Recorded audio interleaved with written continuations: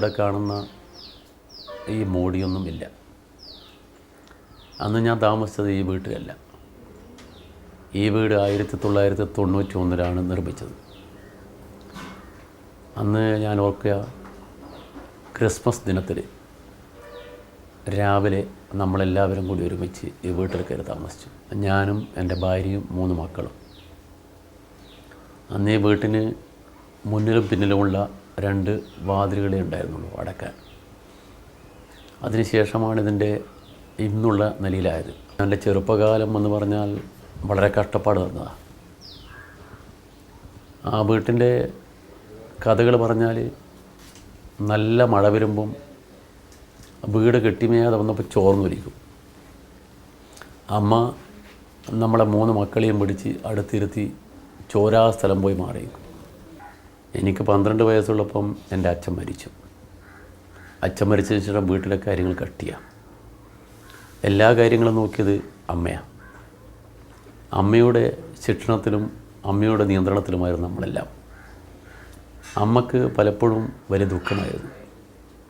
കാരണം മക്കളെ പഠിപ്പിക്കാൻ കഴിഞ്ഞില്ല, വീട്ടിൽ കൃത്യമായ ആഹാരം കൊടുക്കാൻ കഴിയുന്നില്ല. അമ്മ ഒരുപാട് അധ്വാനിച്ചു. അമ്മ പലപ്പോഴും നിർബന്ധിച്ചാണ് എന്നെ വായിക്കാനുള്ള പരിശീലനം നൽകിയത്. അമ്മക്ക് ചെറുപ്പത്തിൽ ഈ സംസ്കൃതമൊക്കെ അറിയുന്നതുകൊണ്ട് പല കാര്യങ്ങളെക്കുറിച്ച് നല്ല പിടിപാടുണ്ടായിരുന്നു. പുരാണം, മഹാഭാരതം, രാമായണം, സംസ്കൃത ശ്ലോകങ്ങൾ അതൊക്കെ അമ്മ പറഞ്ഞു തരും. അമ്മയുടെ നിർദ്ദേശം അനുസരിച്ച് ആ പുസ്തകങ്ങളൊക്കെ ഇവിടെ അടുത്തൊരു വായനശാലയുണ്ട്. ആ വായനശാലയിൽ നിന്ന് ആ പുസ്തകങ്ങൾ കൊണ്ടുവരിക. ആ പുസ്തകങ്ങളിലൂടെയാണ് നമ്മൾ വിശ്വസാഹിത്യകാരന്മാരെയും മലയാളത്തിലെ പ്രമുഖരായ സാഹിത്യകാരന്മാരെയും പരിചയപ്പെടുന്നത്. അപ്പോൾ വായനയിലൂടെ നമ്മുടെ മനസ്സിൽ ഒരുപാട് വിവരങ്ങൾ ശേഖരിക്കാൻ വേണ്ടി സാധ്യമായി. ആ വിവരങ്ങളിലൂടെയാണ് ഒരുപക്ഷെ എനിക്ക് കമ്മ്യൂണിസ്റ്റ് ബോധത്തിൻ്റെ ഒരു ശക്തമായ അലയടി എൻ്റെ മനസ്സിൽ കടന്നു വരുന്നു. ഞാൻ കമ്മ്യൂണിസ്റ്റുകാരൻ എങ്ങനെയായി എന്ന് ചോദിച്ചാൽ, എനിക്കിപ്പോൾ സാഹചര്യം കൊണ്ട് കമ്മ്യൂണിസ്റ്റുകാരനായി എന്നേ പറയാൻ പറ്റും. കാരണം ചെറുപ്പത്തിലേ നമ്മൾ ബാലസംഘം എന്നൊക്കെ പറഞ്ഞ് ഇവിടെ നടക്കുന്ന കാലം. ആ കാലത്ത് അമ്മ എപ്പോഴും പറയുമായിരുന്നു, എടാ നീ AKG മാറിയിട്ടവനാണ്. AKG ആണ് എൻ്റെ മനസ്സിലെ ഏറ്റവും വലിയ നേതാവ്.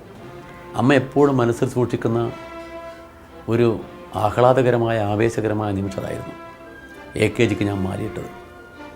AKGക്ക് മാലിയിട്ടവനാണ് എന്ന അമ്മയുടെ ആ വാക്കുകൾ എൻ്റെ മനസ്സിൽ എപ്പോഴും മന്ത്രം പോലെ ഇങ്ങനെ ഉരുവിട്ടുകൊണ്ടിരിക്കും. ആ ഓർമ്മയാണ് എന്നെ കമ്മ്യൂണിസ്റ്റ് ബോധത്തിലേക്ക് ശക്തമായി കടന്നു വരാൻ പ്രേരിപ്പിക്കുന്നത്.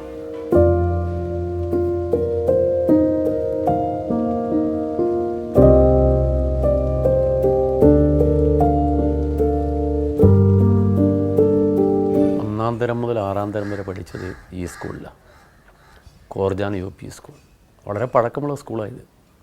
സ്കൂളിൻ്റെ ഘടനയിൽ വലിയ മാറ്റമൊന്നും വരുത്തിയിട്ടില്ല. ഈ കോർജാൻ സ്കൂൾ എന്ന് പറഞ്ഞാൽ വളരെ പ്രസിദ്ധമായ പ്രൈവറ്റ് സ്കൂളാണ്. കോരനും ജാനുവും, ഭാര്യയും ഭർത്താവും രണ്ടും കൂടി ചേർന്ന ആ കോർജാൻ എന്ന പേര് വന്നത്. ഇവിടെയാണ് നമ്മുടെ പ്രദേശത്തുള്ള പ്രധാനപ്പെട്ട ആളുകൾ മുഴുവൻ പഠിച്ചു വളർന്ന ഈ സ്കൂളിലാണ്. ഈ സ്കൂളിലേക്ക് അതുവഴി നടന്നു വരും. ഞങ്ങളുടെ വീട്ടിൻ്റെ അവിടെ നിന്ന് നടന്നു വന്നാൽ ഒരു 3 ഫർലോങ് കാണും ഇവിടെ വീട്ടിലെത്താൻ. ഈ വരുന്ന യാത്രക്കിടയിലാണ് ഈ റോഡിലൂടെ ഉള്ള നെയ്ത്ത് കമ്പനികൾ. ആ നെയ്ത്ത് കമ്പനികൾക്ക് മുമ്പിലോട്ട് യാത്ര. അപ്പോൾ ഇവിടുത്തെ അന്നത്തെ സ്കൂളിലെ പഠനം എന്ന് പറഞ്ഞാൽ വളരെ സിസ്റ്റമാണ്. ഇവിടെ നിന്ന് ഉള്ള മാഷുമാർ പല മാഷുമാരും ഇപ്പോൾ ഇല്ല.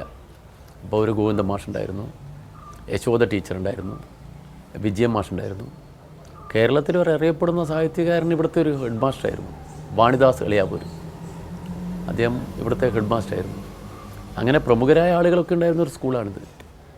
അപ്പോൾ ഈ സ്കൂളിൻ്റെ ഓർമ്മയാണ് നമ്മളെ ജീവിതകാലം മുഴുവൻ. ഇവിടുന്ന് സ്കൂളിൽ ഞാൻ ലീഡറായിരുന്നു അന്ന്, പഴയ കാലത്ത്. അപ്പോൾ അത്രയൊക്കെ ഇവിടെയാണ്. ഇവിടെ നിന്ന് രാഷ്ട്രീയമായ സംഘടനകളും ഏർപ്പാടുകളും ഇല്ലായിരുന്നു ഇവിടെ കോർജാൻ സ്കൂളിൽ. അന്ന് എല്ലാവരും കൂടി ഒരുമിച്ച്, കുട്ടികളൊക്കെ ഒരുമിച്ച് കളിച്ച് വളർന്നുകൊണ്ട് കളിക്കുന്നത്. ഇതിനപ്പുറത്തൊരു ഗ്രൗണ്ടുണ്ട്, ഒരു ചെറിയ ഗ്രൗണ്ട്.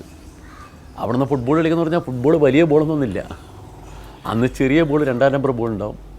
ചിലപ്പോൾ പന്ത് കിട്ടിയില്ലേ നമ്മളെന്ത് ചെയ്യുന്ന പറയുന്നത്, നമ്മൾ ഈ ചൂടി കൊണ്ട് വരിഞ്ഞ് കിട്ടിയ പന്തില്ലേ, അതുകൊണ്ട് കളിക്കും.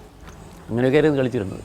തലപ്പന്ത് കളിക്കും, പിന്നെ ഗോലി കളിക്കും, പിന്നെ ഓട്ടം ചാട്ടം മറപ്പാട് ഇതൊക്കെ ആയിട്ട് ഇങ്ങനെ കഴിഞ്ഞുകൂടിയ ഒരു കാലം. അപ്പോൾ അപ്പുറത്തൊരു കൊല്ലൻ, അപ്പോൾ കൊല്ലൻ്റെ ചെറിയ സ്ഥലമുണ്ട്. അപ്പോൾ അവിടെ നമ്മൾ പോയിരിക്കും പലപ്പോഴും. അവിടെയാണ് പലപ്പോഴും ഉച്ചയ്ക്ക് ഭക്ഷണം കഴിക്കാൻ വേണ്ടി ഭക്ഷണം എൻ്റെ കയ്യിലൊന്നും ഭക്ഷണം ഉണ്ടാവില്ല. ഭക്ഷണമില്ലാത്ത അവസരത്തിന് ഞങ്ങൾ എന്ത് ചെയ്യുമെന്ന് പറഞ്ഞാൽ അവിടെ ഒരു കടയുണ്ട്, ഒരു പള്ളിക്കണ്ണീൻ്റെ കട. അവിടെ പോയി അവിടെ വലിയ ഉണ്ട കിട്ടും. ഉണ്ടെന്ന് പറഞ്ഞാൽ കായ ഉണ്ടാന്ന് പറയും, ഇവിടെ ഉണ്ടക്കായ എന്ന പേര്. വലിയ ഉണ്ട, മാവുണ്ടുണ്ട.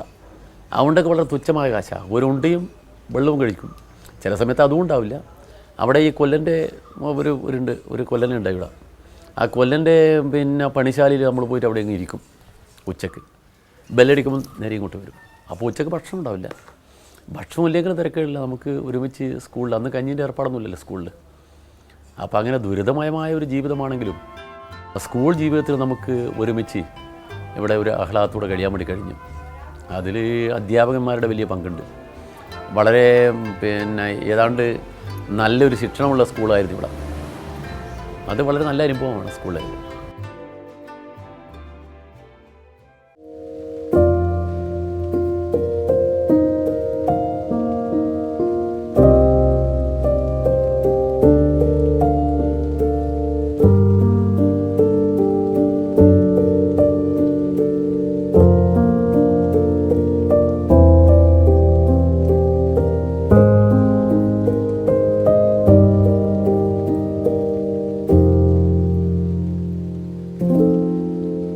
കുട്ടിക്കാലത്ത് നമ്മൾ സംഘടിതമായി വരുന്ന ഈ ഭാഗത്താണ്.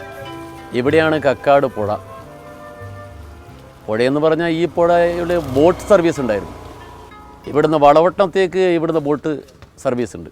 വളവട്ടണത്തേക്ക്, പറശ്ശിനിക്കടവിലേക്ക്, പാലത്തുങ്കര, കണ്ണാടിപ്പറമ്പിലൊക്കെ പോകുന്ന ഇവിടുന്ന് നമ്മൾ ബോട്ടിൽ പോകുന്നതാണ്. അപ്പോൾ ഇവിടെ സ്ഥിരമായി ബോട്ടുണ്ടാവും. ഈ പുഴയിൽ ഒരുപാട് മരം വരും.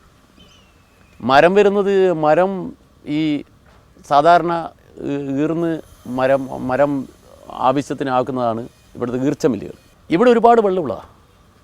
വെള്ളമെന്ന് പറഞ്ഞാൽ വെള്ളപ്പൊക്കം വന്നാലും നമ്മളെ ആ മാർക്കറ്റ് വരെ വെള്ളം കയറിയിട്ടുണ്ട്. ഇവിടുന്ന് വലിയ വെള്ളപ്പൊക്കമാണ്. ഇവിടെയൊക്കെ എങ്ങനെയാണ് ബസ്, നമ്മൾ കക്കാട് ബസ് വന്നപ്പോൾ കക്കാട് പുഴ എന്നാ ബസ്സിൻ്റെ പേര്. ഇപ്പോൾ കക്കാട് പുഴ പറയുന്നില്ല, ബസ്. ഈ പുഴ പോയി ചേരുന്നത് വളവട്ടണം പുഴയോട് ചേരും. വളവട്ടണം പുഴ എന്ന് പറഞ്ഞാൽ അറബിക്കടലിനെ കൂടെ ചേരുന്നതാണ്. എന്ന് പറഞ്ഞാൽ അറബിക്കടലിന് ശാഖയായി വരുന്നൊരു പുഴയായിരുന്നത്. ആ പുഴ ഇന്ന് ഒരു ഓർമ്മ മാത്രമാണ്. ഇപ്പോൾ നിങ്ങൾ കണ്ടല്ലോ, ഇവിടെ പുഴയൊന്നുമില്ല. ഇവിടെ പുഴ മരിച്ചുപോയി. ഞങ്ങൾ ഈ കക്കാട് മേലെ നിന്ന് പുഴയിൽ വെള്ളം കാണാൻ പോകും. വെള്ളം കാണാമെന്ന ഒരു വലിയ അവസ്ഥയാണ് വെള്ളം കാണാൻ പോകുന്ന അവസ്ഥ. അത് നമുക്ക് എന്തൊരു ആഹ്ലാദമായിരിക്കും. നമ്മളന്ന് മഴയത്ത് ഈ കടലാസ് കൊണ്ട് തോണിയുണ്ടാക്കി വെള്ളത്തിലൂടെ വിടും. എന്തൊരു ആഹ്ലാദമായിരുന്നു. നമ്മുടെ ഈ പുഴക്കൊരു പ്രത്യേകത എന്ന് പറഞ്ഞാൽ ഇത് വളവട്ടണം പുഴത്തിൻ്റെയും കക്കാടിൻ്റെയും ഈ കണ്ണൂർ ടൗണിൻ്റെയും പോലീസിന് അതിർത്തിയായതുണ്ട്. ഈ പുഴയിൽ ശവം ചിലപ്പോൾ വരും. ശവം വന്നാൽ തർക്കമായിരിക്കും. പോലീസുകാരൊന്ന് ശവം കൊണ്ട് തട്ടും. എന്നാൽ വളവട്ടം പോലീസ് എടുക്കണം, അല്ലെങ്കിൽ ടൗൺ പോലീസ്. അതുപോലുള്ളൊരു പുഴയായിരുന്നു ഈ പുഴ. ഇപ്പം പുഴ ഓർമ്മ മാത്രമായി. ചെറുപ്പക്കാലത്ത് നമ്മളിവിടെ വന്നാൽ ഇവിടെ നിന്നാണ് ബോട്ടിൽ ഞങ്ങൾ പോവുക. പറശ്ശിനിക്കടവിൽ പോവും, വളവട്ടത്തേക്ക് പോകും ബോട്ടിൽ. അങ്ങനെ നല്ല ഓർമ്മയുള്ളതാണ്. ആ പുഴയാണിന്ന് മരിച്ചു കിടക്കുന്ന ഈ പുഴയുടെ അവസ്ഥയിലായി. ആ കക്കാടിൻ്റെ പുഴയുടെ ആ മനോഹാരിതയും അതിൻ്റെ സൗന്ദര്യവും അതിൻ്റെ തനിമയും എല്ലാം നശിച്ചു.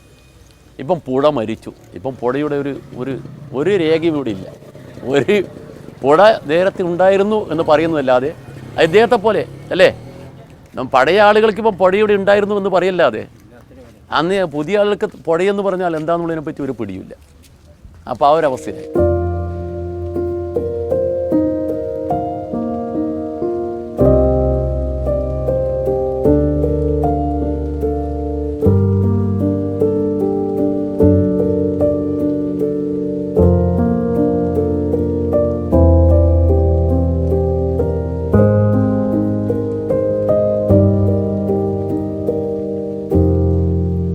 സാധാരണഗതിയിൽ ഈ തങ്ങയുടെ നൂല് മന്ത്രിച്ച് കിട്ടിയാൽ ആ ഏത് പ്രേതബാധയും പോകുന്ന വിശ്വാസം അത്.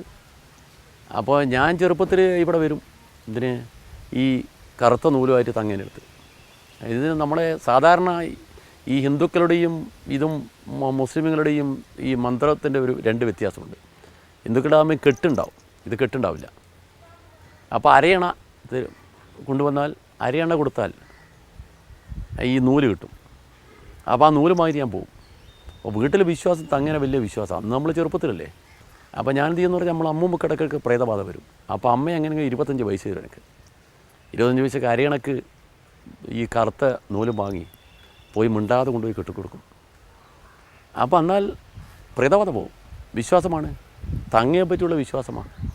അപ്പോൾ അങ്ങനെ ആ വിശ്വാസത്തിൻ്റെ പേരിൽ ഞങ്ങൾ പലപ്പോഴും വരുന്നത് ഇവിടെയാണ്, ഈ തങ്ങളുടെ ഈ സ്ഥലത്ത്. ഈ പാറക്കെട്ട്, ഈ പ്രദേശങ്ങളാകമാനം പഴയ കാലത്ത് നമ്മൾ കളിച്ച് വളർന്ന പ്രധാനപ്പെട്ട സ്ഥലങ്ങൾ ഇതൊക്കെയാണ്.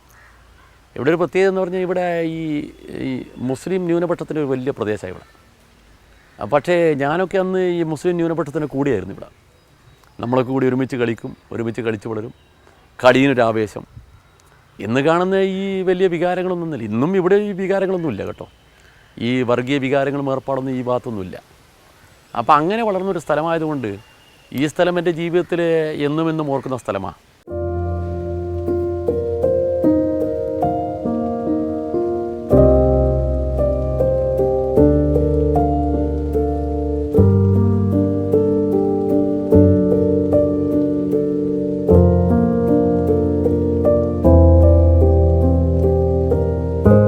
പാർട്ടി ഭിന്നിപ്പിന് ശേഷം ഈ പ്രദേശത്ത് കക്കാട് CPIയുടെ പ്രവർത്തനം നമ്മളെയൊക്കെ യോജിപ്പിച്ച് കൊണ്ടുവരുന്നത് അനന്തേട്ടനാണ്.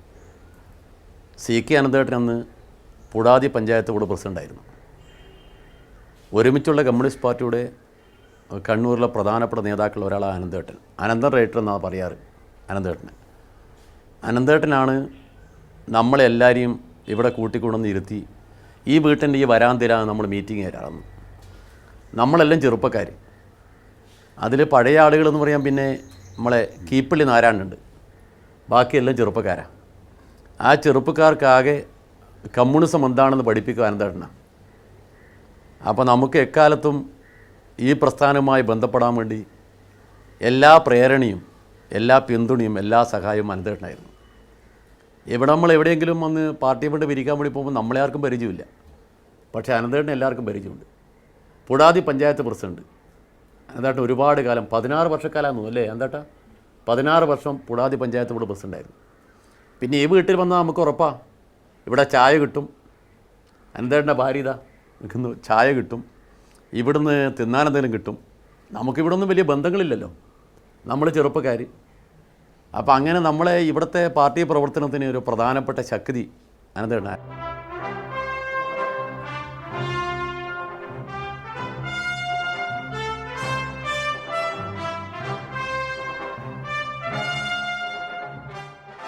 മലയാള സ്കൂൾ പഠിക്കുകയാണ് രവീന്ദ്രൻ.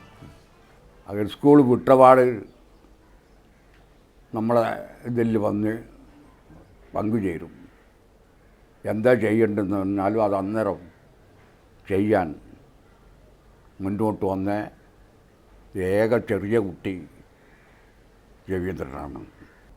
അങ്ങനെ പ്രവർത്തിക്കാൻ അന്നേ മുന്നോട്ട് വന്ന് കുട്ടികളെ കൂട്ടത്തിൽ ഏറ്റവും നല്ല ഇതോടുകൂടി പ്രവർത്തിച്ച് പന്ന്യൻ രവീന്ദ്രനാണ്.